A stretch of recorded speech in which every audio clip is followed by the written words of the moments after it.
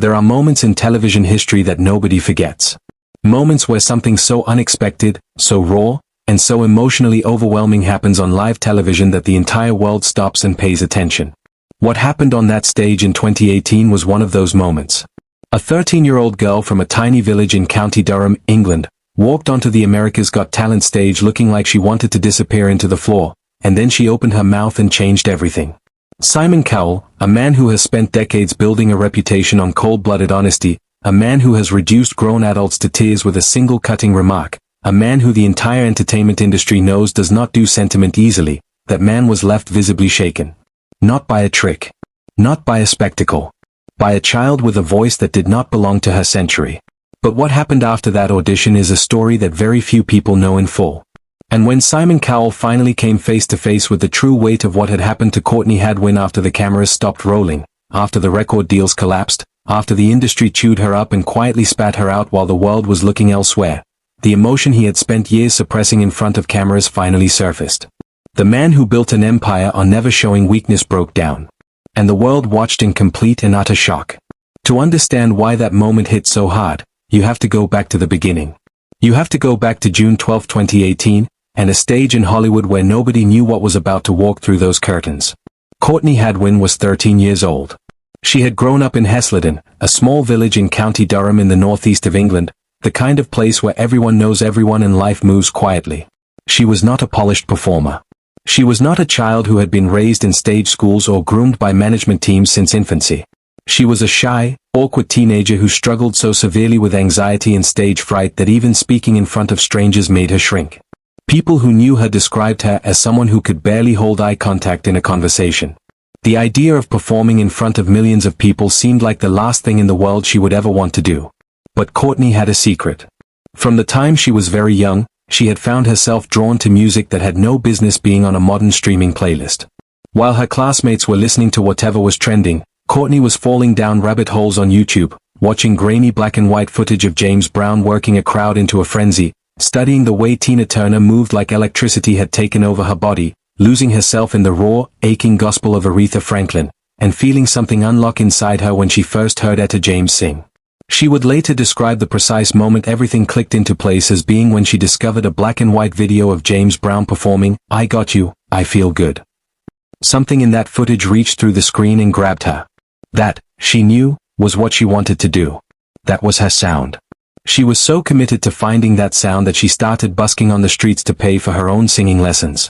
Her grandfather, Tom Story, later told reporters that she would travel across the country, performing in the Northeast, in York, and in London, just to raise the money she needed.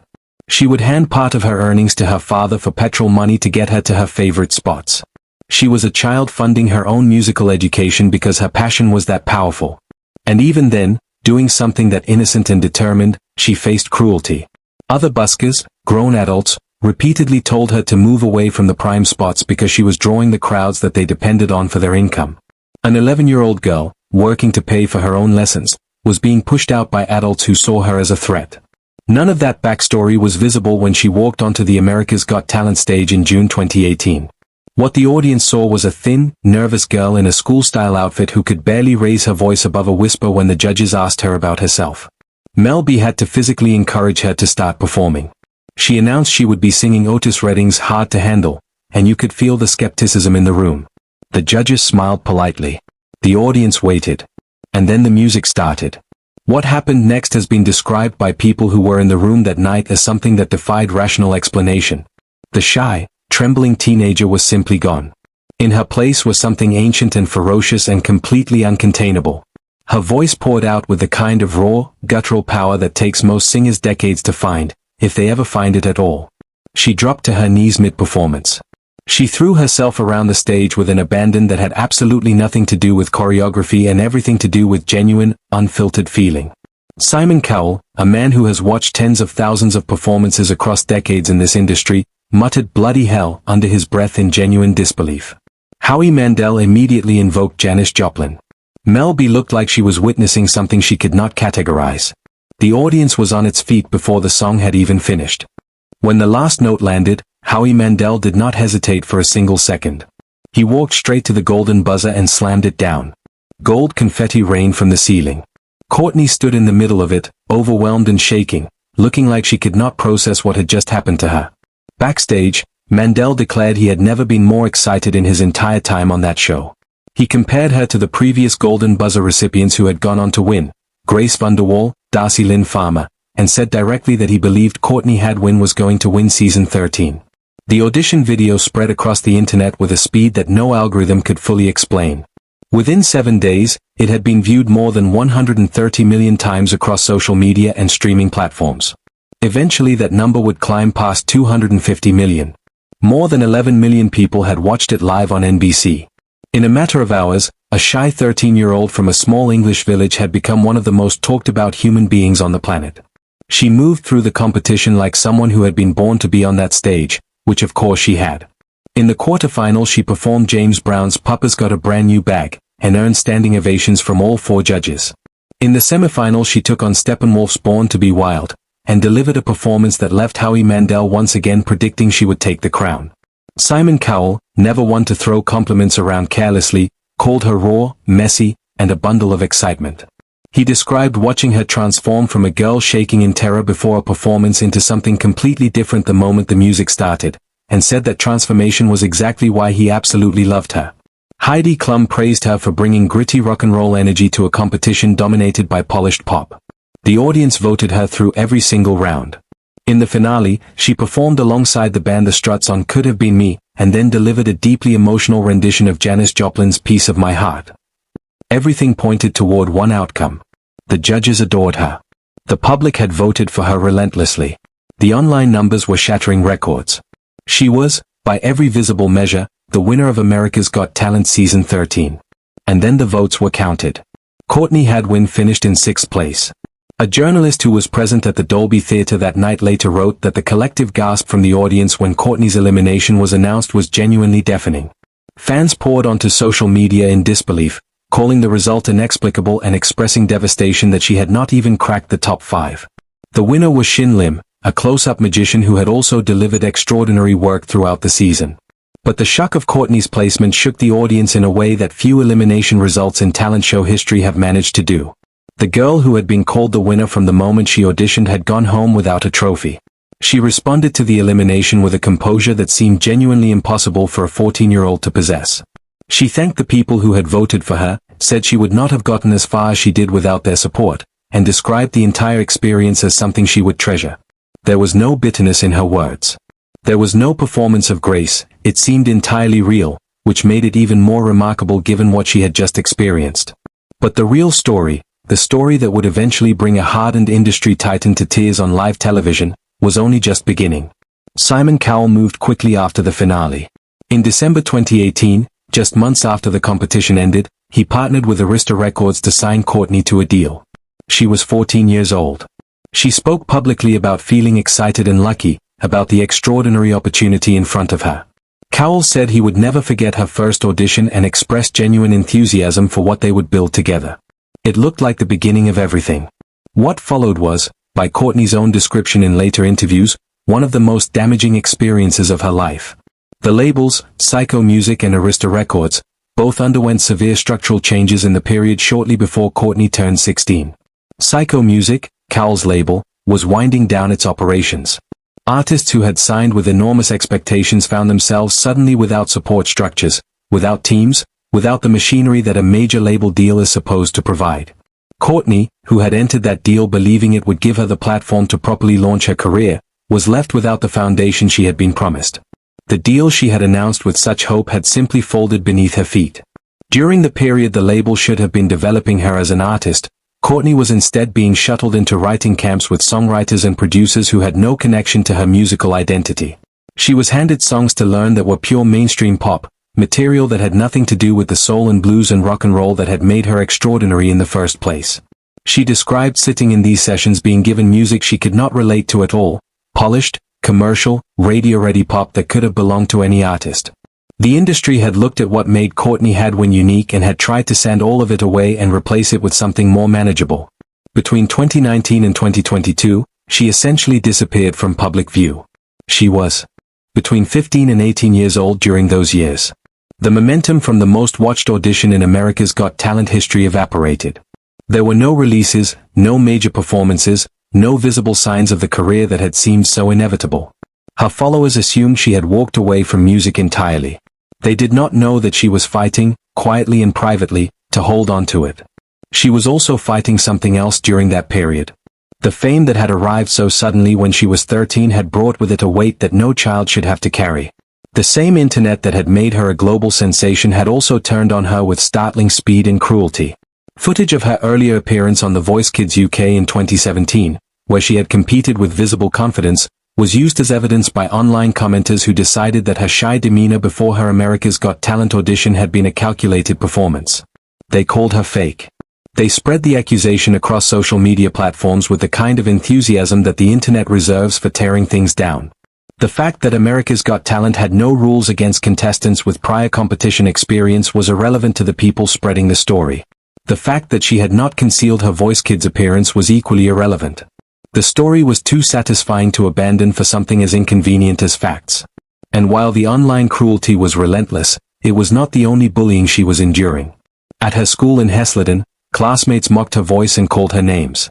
She was a world-famous teenager being taunted by the people she saw every day in the hallways. Her parents had feared this specific outcome. They had known what the attention might bring, and they had tried to protect her. But there is no protection from the cruelty of the people you cannot avoid. Every hate comment, every sly remark, every accusation of being fake, she later admitted they all hit her harder than she ever let anyone see. There were days, she confessed, when the weight of it made her question whether she wanted to be in the public eye at all. Whether any of it was worth it. The turning point came when she found her way to producer Kevin Bowe, a man with credits alongside Etta James and Joe Cocker, a man who actually understood the music that had shaped Courtney's entire artistic identity. For the first time since the America's Got Talent machine had tried to remake her in a pop image, she was in a room with someone who got it. Someone who encouraged her to write alongside him rather than simply absorbing whatever material session writers produced. She had always said songwriting did not come naturally to her, that being on stage was her priority and her comfort zone. But with Bowe, something shifted. The writing sessions became a space where she could process the years of pressure, the label collapse, the identity crisis, the bullying, the impossible weight of being frozen at 13 in the public imagination while she was desperately trying to grow. She started working on what would eventually become her debut album at around 15 years old. She used it as a diary, as therapy, as the only way she knew to properly express what she was carrying. One of the songs that emerged from those sessions, You Only Love Me When I Lie, speaks directly to the experience of being trapped by the image other people have decided you should inhabit. She described it as the most soulful song on the album, rooted in the blues and soul that had always been her true language, and said it came from a place of pure frustration. She had messaged Bowe and told him she needed to write about this particular feeling, this exhausting and painful experience of pretending to be someone she was not because the truth was too hard for the people around her to accept. The video for that song was itself a statement. She later said that making it gave her joy specifically because it showed her as a woman, not a child. She had spent years being told to stay in the box that had been built for her at 13. That video was her announcement that she was done. In September 2025, after nearly a decade of struggle, the album titled Little Miss Jagged was finally released. It was the most honest work she had ever created. Every song on it carried the weight of the years she had spent trying to find out who she was as an artist and as a human being. The title said everything. Her path had been jagged, uneven, full of setbacks and false starts and moments where giving up would have been the easiest thing in the world to do. And it was the story of that path, the full, unsparing truth of what had happened to the girl he had called a lion on stage, that finally broke Simon Cowell. When Cowell came face to face with the totality of Courtney's journey, the years of suffering that had unfolded after that December 2018 announcement he had made with such confidence and enthusiasm, the reality that a deal he had publicly celebrated had ultimately contributed to one of the most difficult periods of her life. The knowledge that the girl he had watched transform on that stage had spent her teenage years not growing into the star she should have become but instead fighting. To survive the very industry he represented, the emotion was genuine and it was overwhelming. The man who built his professional identity on control and composure, who has delivered crushing rejections without flinching for his entire career, could not hold it together. The tears were real. The shock on the faces of everyone watching was real. Because here is what made that moment land so hard. Simon Cowell is not a villain in this story, and he clearly knew it, and he clearly also knew that his awareness of his own good intentions did not change what had actually happened. The industry he had helped build, the machinery he had invited Courtney into, had failed her in ways that were devastating and irreversible, in the sense that her teenage years were gone and they had been spent in pain rather than growth. He had seen something extraordinary in her and had moved to claim it, as the industry always does, and the claiming had nearly destroyed what he was trying to celebrate. Courtney Hadwin is 21 years old now. She looks back on being thrown into the deep end at 13 with an honesty that is almost uncomfortable to witness, because it is so clear and so unsentimentalized. She does not perform bitterness and she does not perform forgiveness. She simply tells the truth about what happened and what it cost her. She is grateful for the platform that America's Got Talent gave her, while also being completely clear-eyed about the price she paid for that platform. She appreciates the millions of people who watched her audition, while also acknowledging that the pressure to live up to that moment every single time she walks onto a stage is a burden she will carry for the rest of her career. She has also developed a relationship with criticism that is hard-won and genuinely admirable. She used to care enormously about what people thought, even though she never showed it. Every hateful comment reached her. Every accusation found its mark. Now, she says, she honestly could not care less. She is writing music for herself, and anyone who connects with it along the way is a bonus. In June 2025, 1 month after the release of Little Miss Jagged, she performed at Festival VR in Portugal. It was supposed to be a celebration, and in many ways it was. But the outfit she wore that night, cropped white shirt, red tie, fishnet stockings, bold and confident and nothing like the school uniform the world remembered, went viral within hours, and not in a kind way. More than 200 mocking messages arrived in a single day. The same accusations from 2018 resurfaced. She was called fake, desperate, unrecognizable. The people who had loved the shy 13-year-old demonstrated once again, with remarkable consistency, that they had never actually fallen in love with Courtney Hadwin. They had fallen in love with a version of her that she was never going to be able to remain. The cruelty of that response was its own kind of proof. She had done everything right. She had survived the collapse. She had found her producer. She had written her own songs on her own terms. She had released an album she was proud of. And still, when she showed the world who she had actually become, the response was rejection. But Courtney Hadwin did not retreat. She had spent too many years learning how not to retreat. Little Miss Jagged exists because she refused to disappear quietly, refused to become the pop product the industry wanted her to be, refused to stay frozen at 13 because that was what made other people comfortable. The album is the sound of someone who went through the fire and came out the other side with something real to say. And when Simon Cowell sat with the full weight of that story, the label collapse, the pop writing camps, the bullying, the online attacks, the years of silence, the painful struggle toward an authentic artistic identity, and felt for perhaps the first time the complete human cost of what had happened to the girl he had pressed a golden buzzer for, his tears were not a performance. They were the only honest response available. Some moments in television history stay with you because they are spectacular. And some stay with you because they are true. What happened to Courtney Hadwin was both.